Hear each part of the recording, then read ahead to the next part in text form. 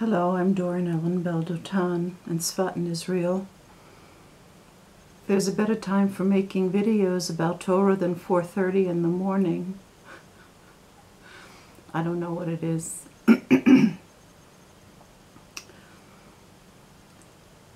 Today I want to speak about understanding with Hashem's help and guidance and permission.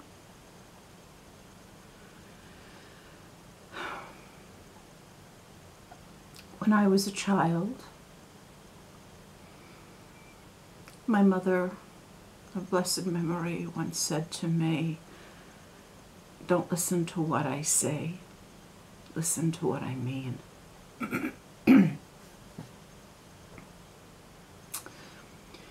She didn't know it then, but in saying that to me at such a young age, she paved the way of all of my Torah learning for the rest of my life.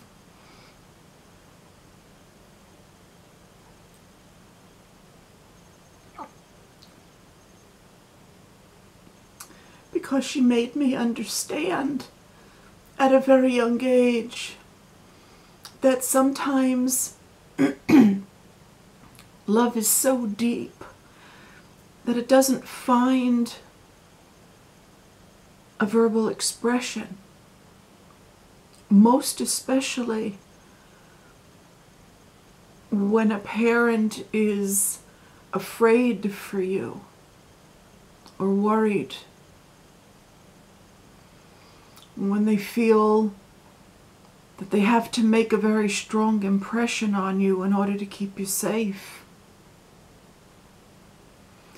And if they speak harshly, or if their words fail them, you have to understand how much love there is behind that.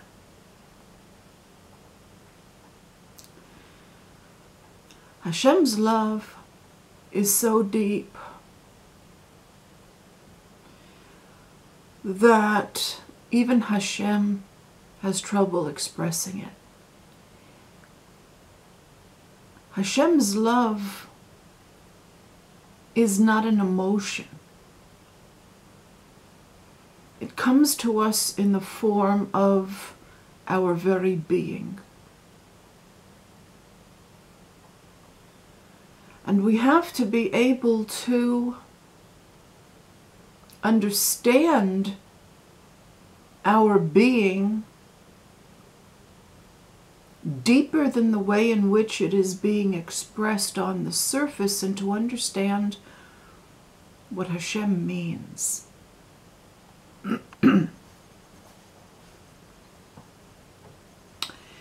There are two words in Hebrew for understanding, one of which has fallen into disuse. And the fact that it has fallen into disuse causes considerable confusion. The two words are lavin and lahavin. The first word lavin, the first verb lavin, is actually to understand. And for those who've learned some Hebrew, it is in binyan kal. Listen to what I'm saying now. It's lavin. You hear the ben? This is in binyan kal. The gematria of the word kal, the erech of the word kal, is 130, which is Sinai. Lahavin is in hif'il, binyan hif'il. It actually means to cause someone else to understand, which is a higher function than to understand ourselves.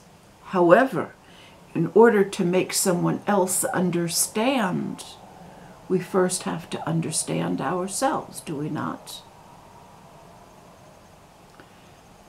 So the fact that people do not use the Hebrew word lavin in our generation is very problematic, because in most of the forms it is different grammatically, although it's the same root, obviously, as the verb להבין, which means to make others understand.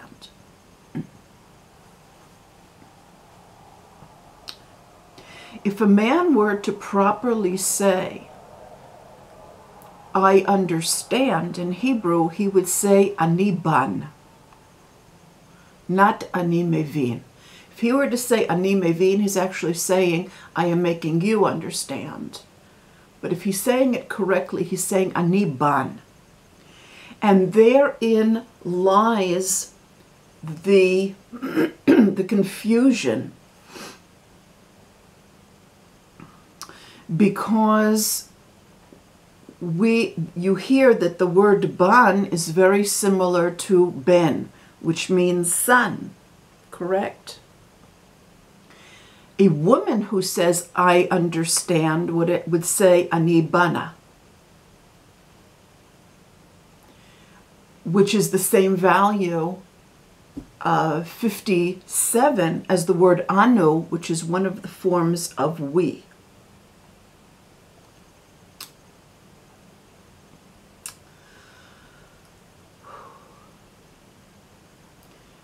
We are all children of God. אנחנו bnei and banot Hashem.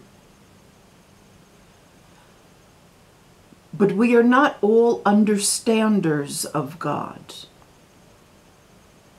Now, all parents love their children regardless of whether or not they understand them. When they're very young, we don't expect them to understand us. But as they grow, as a function of their increasing maturity, we establish a closer relationship with those children who are able to understand us. Our children who don't understand us are no less our children, and we love them, but we don't have the same affinity for them. There's a special kind of comfort that comes when anyone understands us, and when our children understand us. It's especially deep in its comfort and causes a very, very deep bond.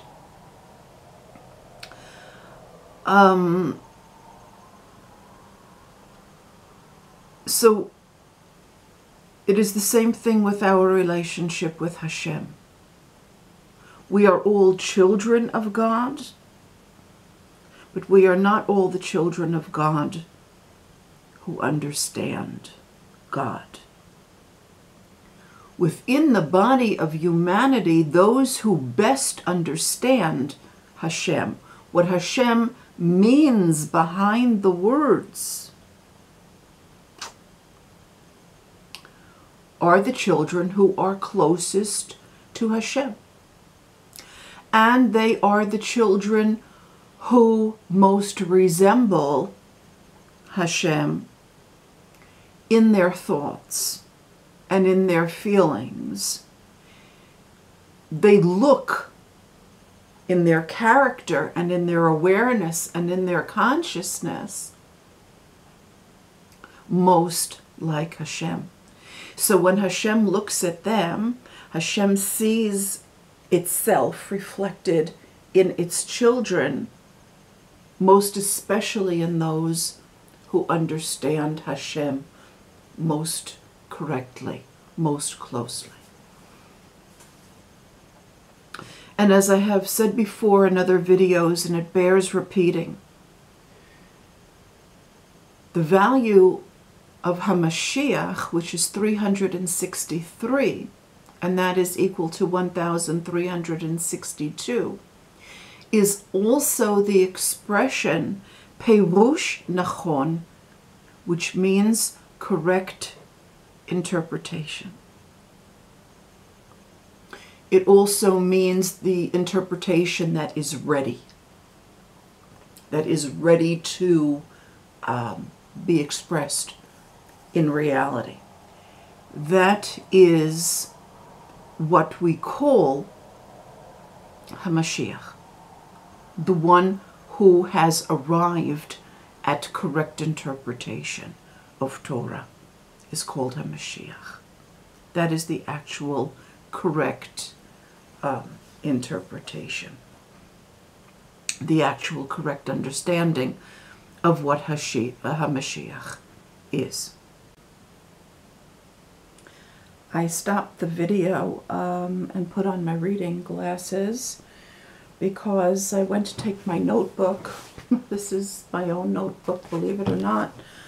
I learned so much and so fast, Baruch Hashem. I don't always remember every single thing that I learn, to say the least. And I want to read some of the substitution values that I have found for the Hebrew word bini, which means my son. That's the same consonants as the word banai, which is my sons or my children. It would include girls too. It's also the same consonants with a different punctuation of the word b'nai, which would mean the sons of, or the children of. I'm going to be speaking about what Yeshu did understand in this word bini, and we'll be going into further depth, and you will see that there were things that he did not understand. The consonants bet nun yod equals 62 together, and that would be the same thing as 1061 and a number of other values, but for the time being, let's just work with that. If I were to say bini, I am also saying ani, and then there's another aleph left over, which could be 1 or 1000, and so I could say ani ha'atik kadosh. I am the ancient holy one.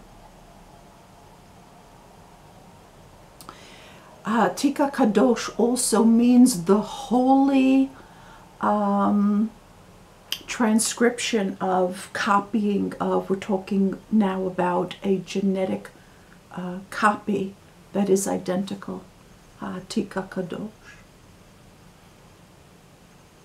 And I'm sure that Yeshu understood that bini or b'nai or b'nai, bini, means ani ha'atik kadosh, that I am the ancient holy one, and that is where he understood that he is God from that, which is absolutely correct. But he didn't go the step further and look at the word ani equaling 61 as also being equal to 1060 would be anu kol beit Yisrael, we the whole house of Israel. So he assumed being the exact copy of God's will in the flesh, which is true, but he did not attribute that to we the whole house of Israel. And therein lies his essential error. Rabbi Manis Friedman has said something very similar, where he said many of the things that Yeshu said are 100% true about himself, but he didn't say it about every other Jew, and therein lies the problem. Now, the word b'nai, b'ni, b'nai, equaling 62, is also biymei, which means in the days of. And now we're going to start to see how this word is related to time. The word zaman itself, time, is equal to 720 and 47, which is the value of the word להבין, which we've said before means to make someone else understand. Livnot is also to build. So we are talking about the building of the body, which is the building of the creation, which is the actual building of the temple. And we're going to see that this is an intergenerational process that Yeshu did not speak about, unfortunately. One of the substitution values for 62 or 1061 or 2060 is kol dorot לפני ואחרי, all of the generations before me and after me. Kol dorot לפני ואחרי, all generations before me and after me. So when I speak about what appears to be just talking about sons or children, I am also talking about my own progenitors. They're one and the same. And Yeshu did not make that clear at all. Let's go on.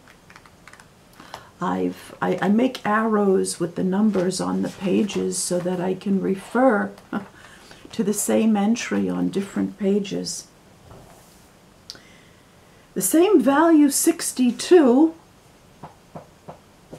is also hu kol.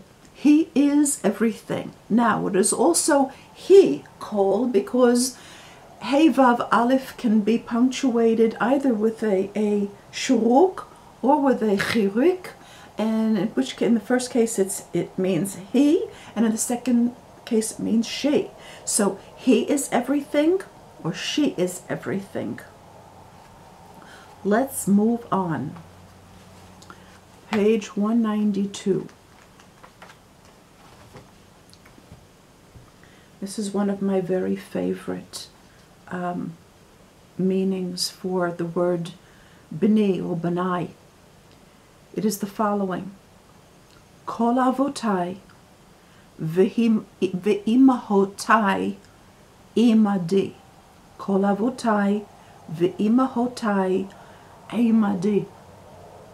All of my fathers and all of my mothers are with me. Yeshu did not teach Torah on this level, and it is absolutely essential for us to understand what the word bini, b'nai, b'nai means in order to be able to understand what it is to be a child of God correctly. The value 62 is also gil Chava, the joy of Eve. He did not at all make clear what the place of Adam and Chava are, rather than correcting the rabbi's mistakes in misunderstanding Chava's intentions entirely. You see, this is the thing. These are Chava's children. They're her biological children. They're her generations. But they don't really understand her. Hemlo banimota. They don't understand her. They don't build her. They're not the children of her understanding. They are physical generations, but they're not really the children of her soul. There's something very Cinderella story about learning Torah. All of the Jews are given the opportunity to learn Torah. In fact, we have to. But very, very few understand. Watching most Jews learn Torah is very much, reminds me of the prince going from door to door with the glass slipper, and these big ugly stepsisters, you know, trying to shove their big ugly feet into the glass slipper by force, and it just doesn't work. It breaks my heart, but the truth of the matter is that within the Jewish body, there is a very select few who really understand Torah, who are not only the physical, generational, genetic progeny of our holy mothers and fathers, but that we actually are their emotional and intellectual and moral children too. And although all of the Jews are considered children of Avraham, Yitzchak, Yaakov,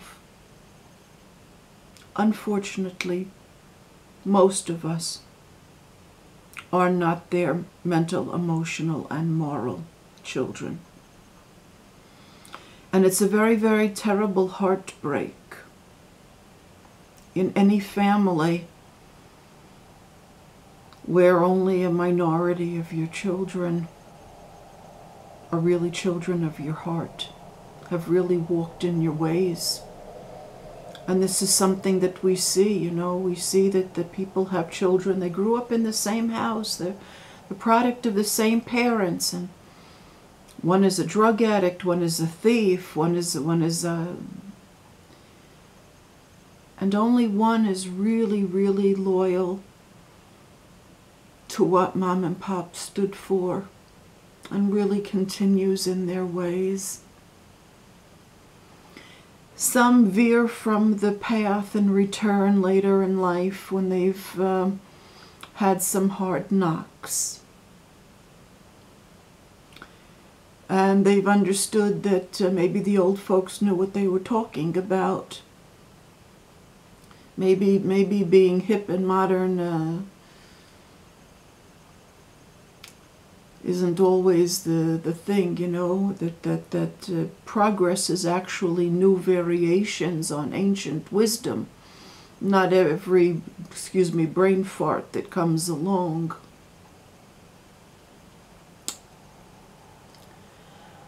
Some children don't make it back so fast. Some children get lost. Some children take very circuitous paths, and mom and dad sit at home and wait. And they keep the light on in the window, you know.